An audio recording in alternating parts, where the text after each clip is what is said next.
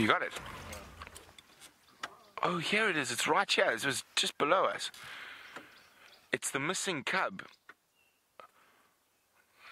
It's not looking well. Okay, I'm going to move us into a... It could have been injured. I'm just going to move forward a little bit.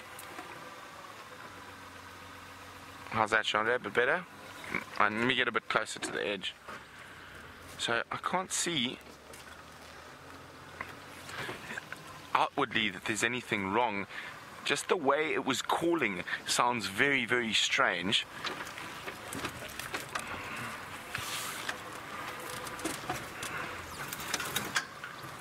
And we've got a gap through there.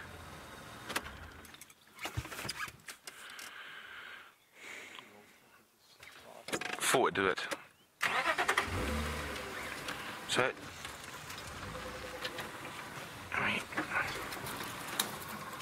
how's that? Okay. So I mean, outwardly I can't see anything wrong. It's lying in some mud. Now, unless it moves and stands up, walks, if we can see any obvious injuries. No, it is a really tough life being a lion, and there's a whole host of ways that if this cub is injured, it might have become injured. It could have been hurt by a buffalo. It could have been kicked by a giraffe. A cub by itself could be even hurt by a kudu and a nyala. But obviously this female has run all the way down here looking for it. It's found it. She's calling at it, but it's just lying in the mud, going oh, and it was a very strange call. It definitely stood out to me. Not sort of the normal cub contact calls.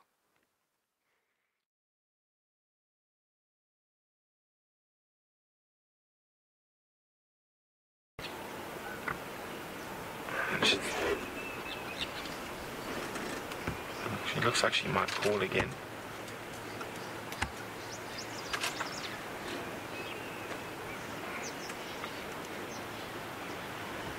Now, as difficult and as sad as this is, it is part of nature, and we're not here to interfere. We're here to observe.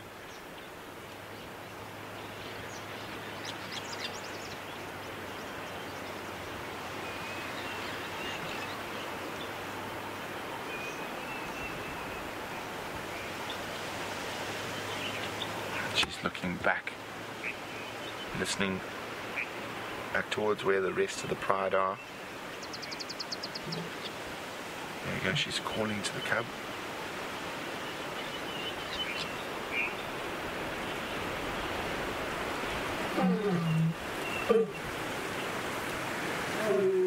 Jeffrey, he's in Texas, says it looks like it may have broken his back. I tend to agree, Jeffrey, but I'm still leaning towards the side of optimism.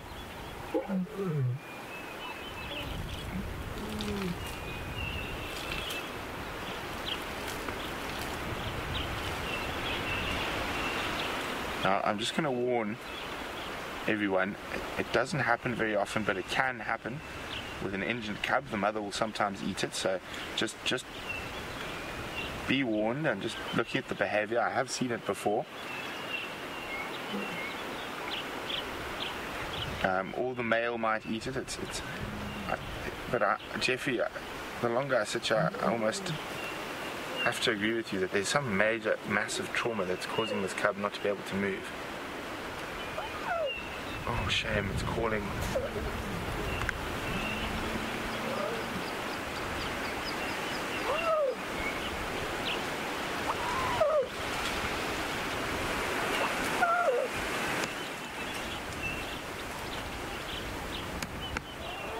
Now you've got to remember there's nothing we can do in this situation.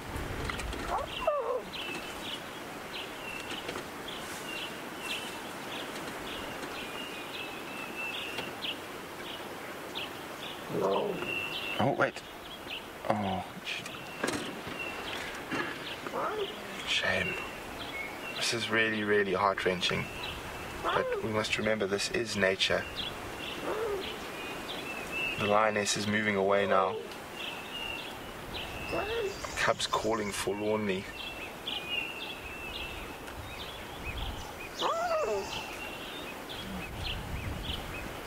The lioness has moved away. I can still hear her calling for the cub. And we saw that he tried to, or she tried to get up but couldn't.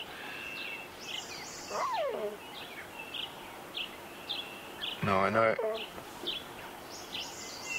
She's coming back. No, I know this might sound quite terrible, but there she's calling.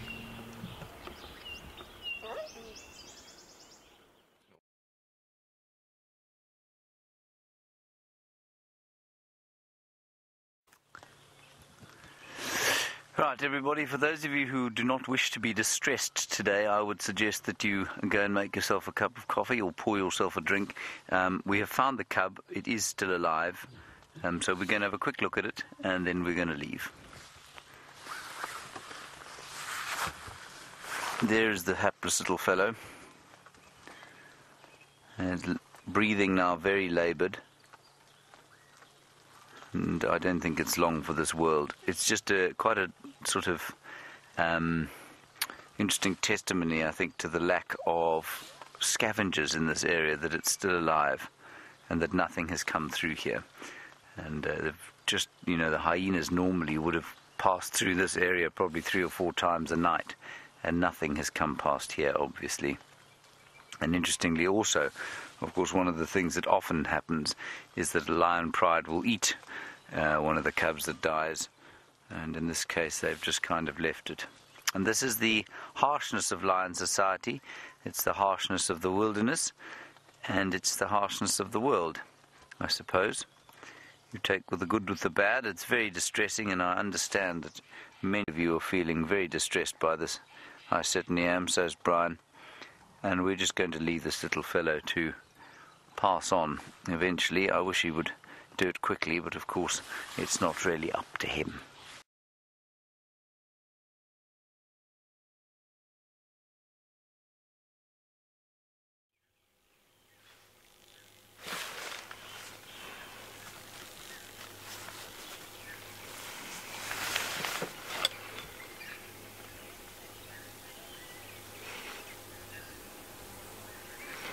Now there, I have counted 7 cubs. Let's just have a look. One must remember that there is a possibility that this cub could also be injured, but it looks relatively okay. Let's see what happens.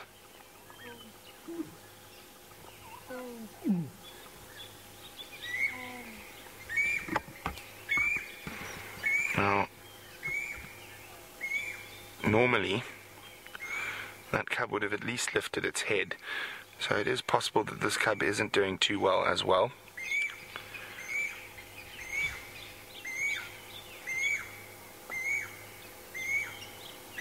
She's sniffing its urine and phlegm and grimacing at the moment.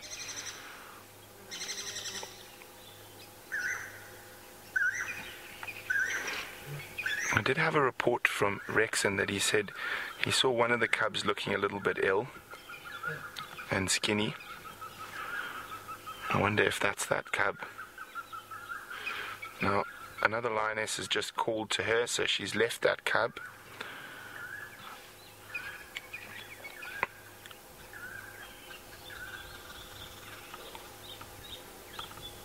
Here it is.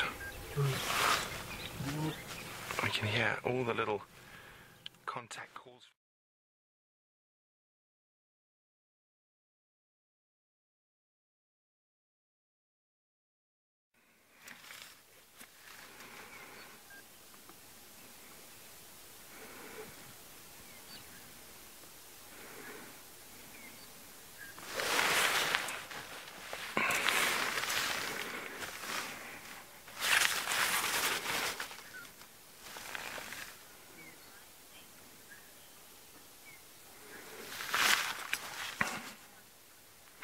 Now, once upon a time I was wondering is, once upon a time, the lions ate a buffalo that looked diseased. Oh, let's go on the move.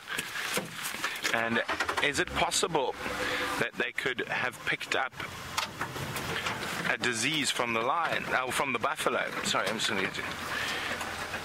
And it is possible. Unlikely. I mean, most of the lions here will probably test positive for bovine tuberculosis, or now feline tuberculosis, TB, which they've picked up. Oh, there's another male's just arrived. There could be a fight here. I'm just going to try and get us into the right spot. Now, if they're after... There we go. Oh no, it's going to be brotherly love till one of them gets too close to the ladies. There we go. I can't see which Birmingham. There we go.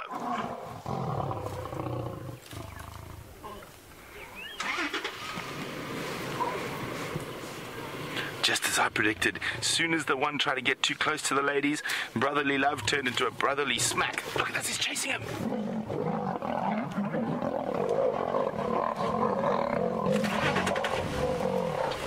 Getting a bit closer.